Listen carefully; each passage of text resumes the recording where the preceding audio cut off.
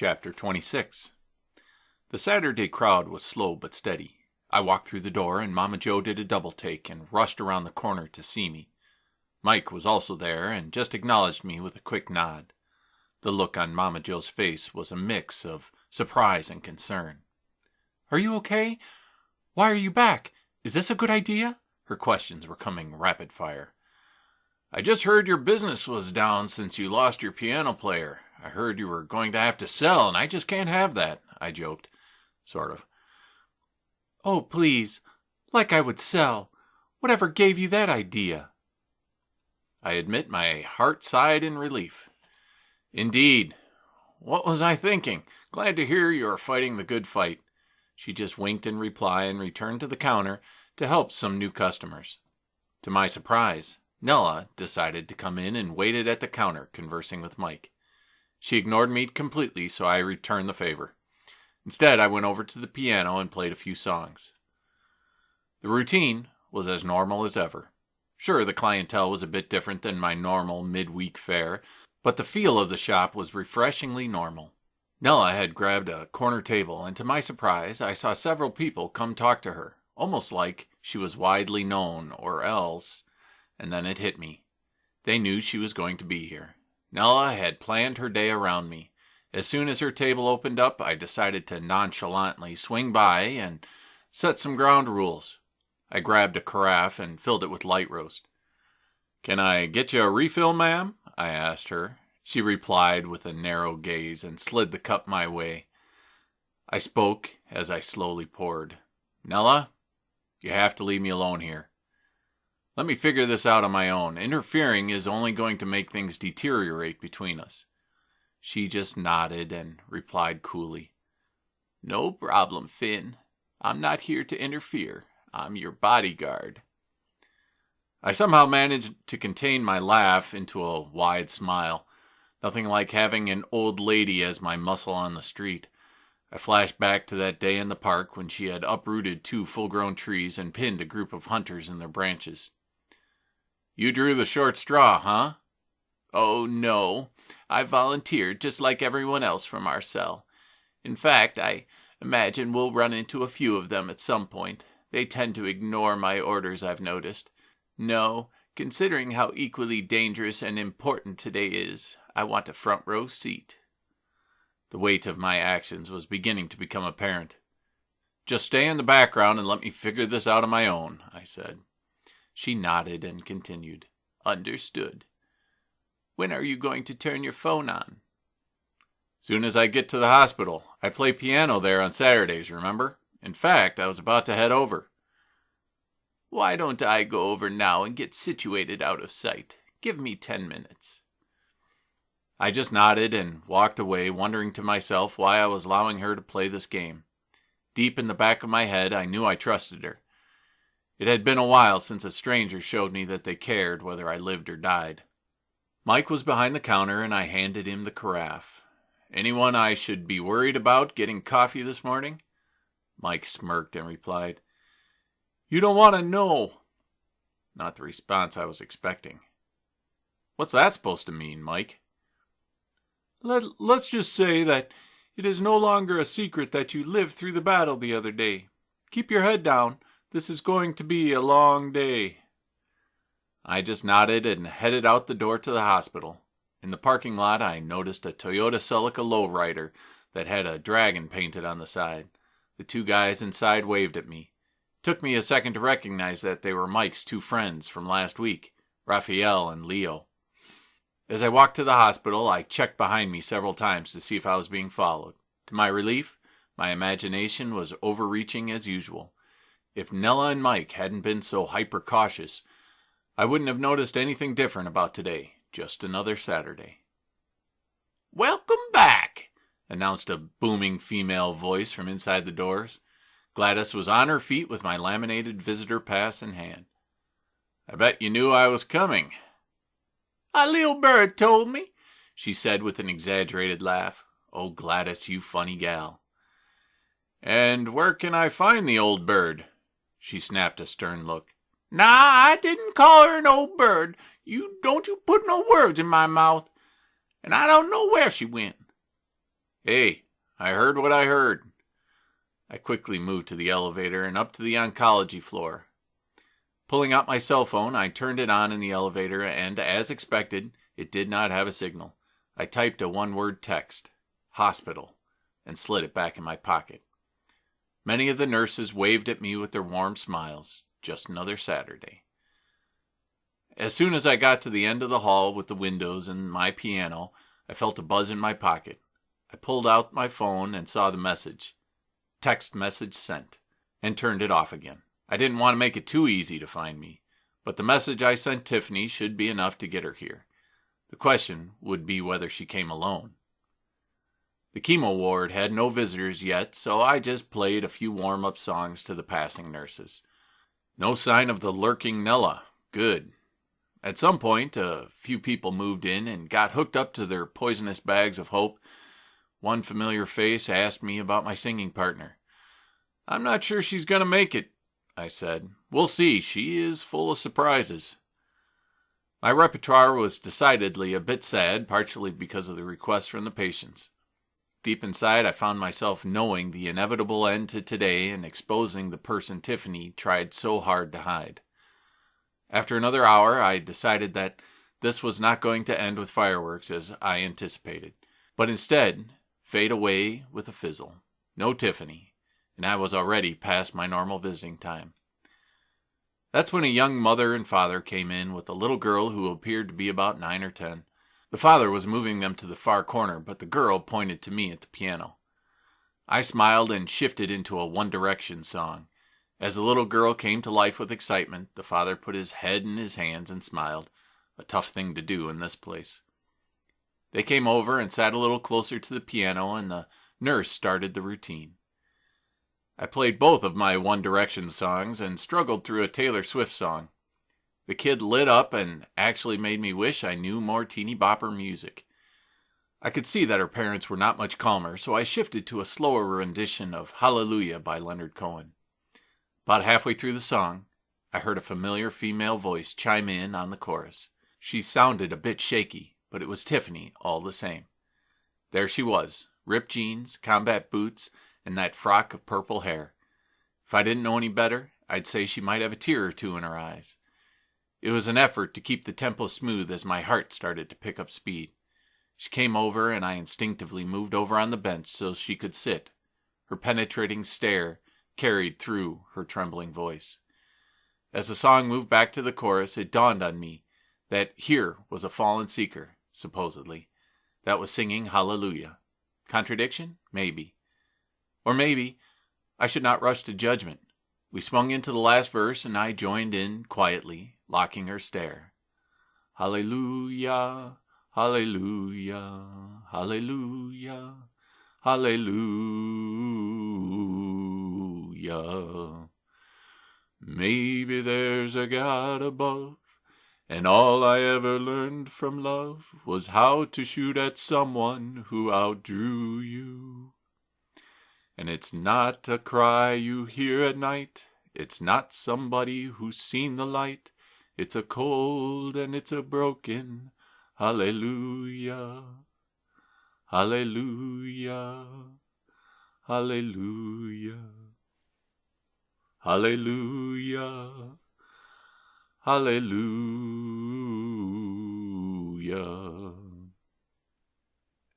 Admittedly, I was struggling to keep the tears in my eyes as she wrapped her arms around my neck and whispered in my ear, "I'm glad you're all right. You had me worried." I kept the music going to conceal our conversation. "You need to start explaining. Your goons tried to kill me." She stiffened and took her arms away. "I know." Uh-oh. Not what I was hoping for, but obviously what I expected. And what? I'm exactly what they all say I am. It's best for you if we just say goodbye now. She got up to leave and took a step away. "Not good enough, Tiffany. Do better than that. Start by explaining why you gave them my phone number to track me." She spun in place, a bit of fire back in her eyes. "I never gave them your number, but it's their phone I use, and they have all my call records. Any number that calls me or I call out is recorded on the phone bill. They don't need to ask for my phone to find out who I've been talking to. I would never have given that up." It made sense, but then again, she knew they would be able to get the number too. I replied, "Still, you know who your boss really is, and for what side you are fighting." "It's not as simplistic as you make it seem, Finn. We are all pawns in a much bigger game. Sure, you think you can fight and occasionally win a battle, but in the end, we are just powerless and insignificant.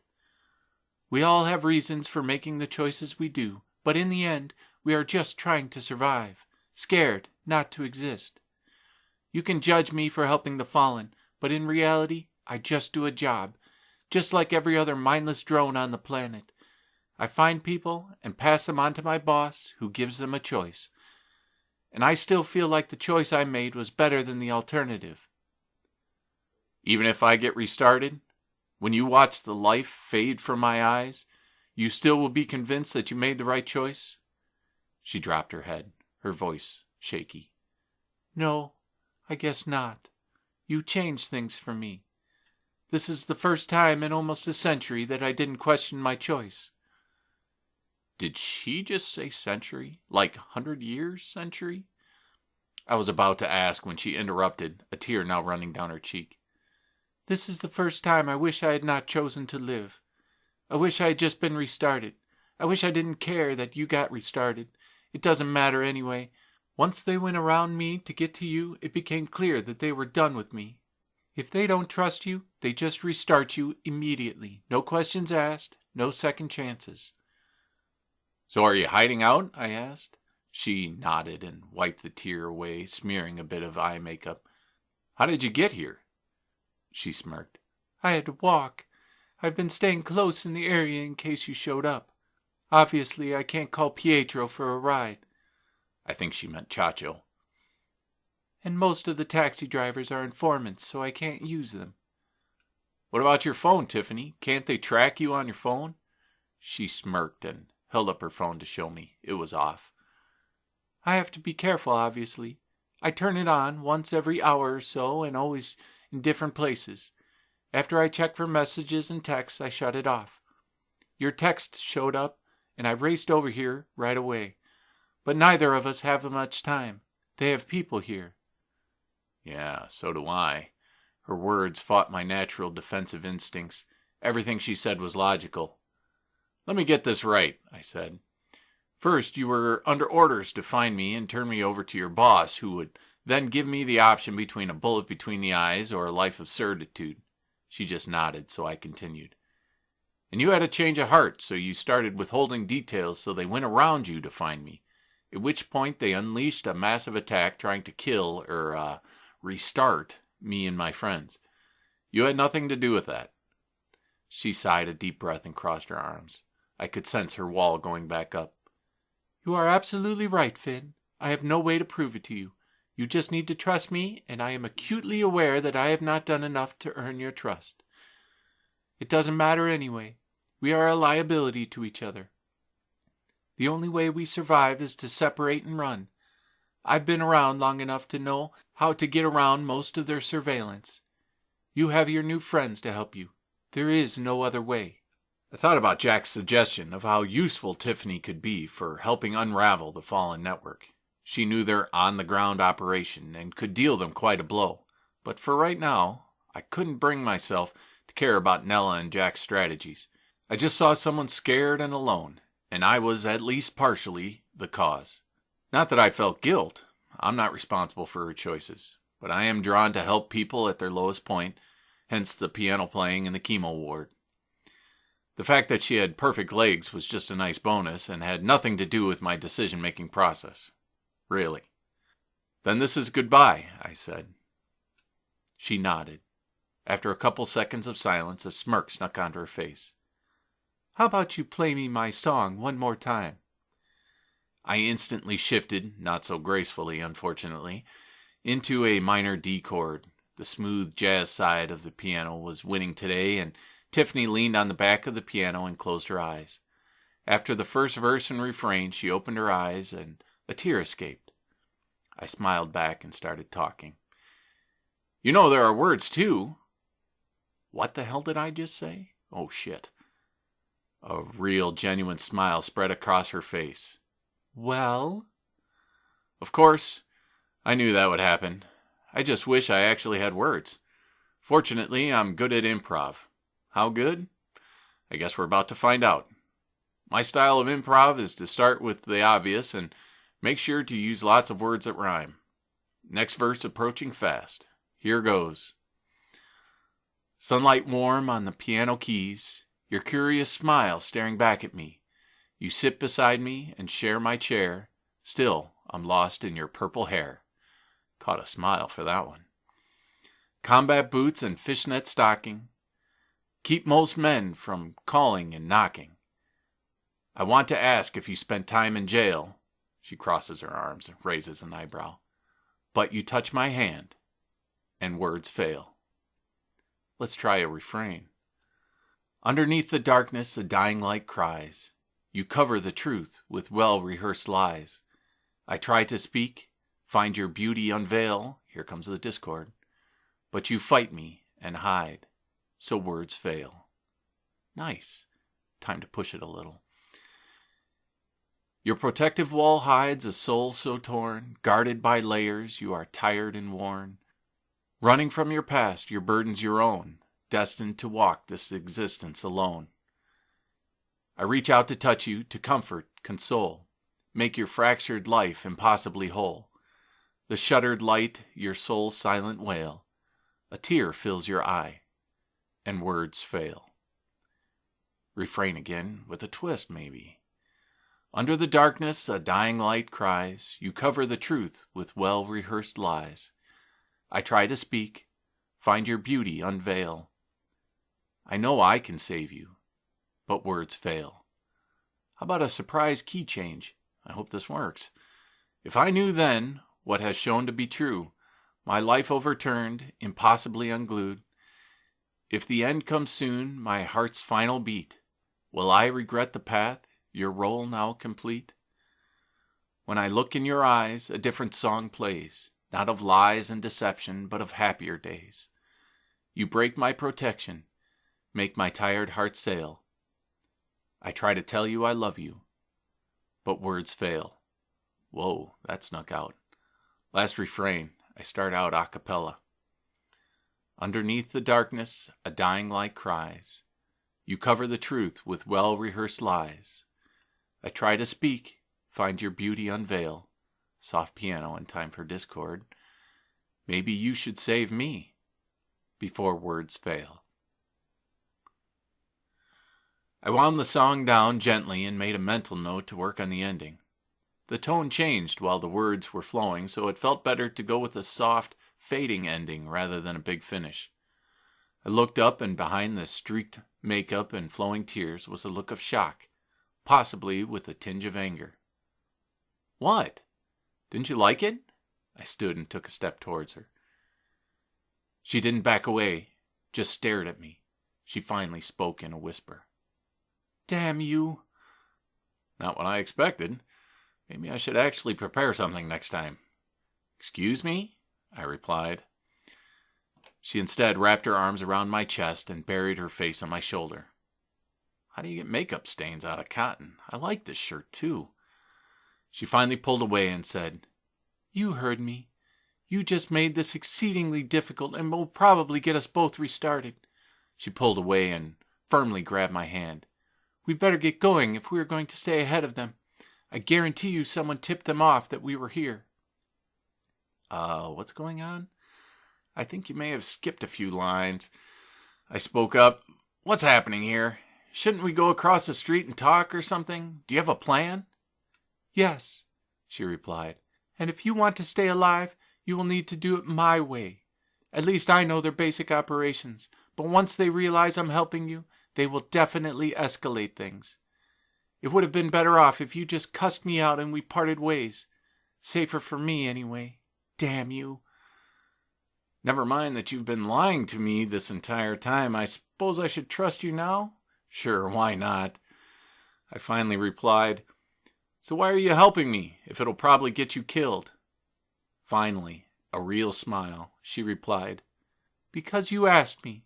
Of course I'll save you.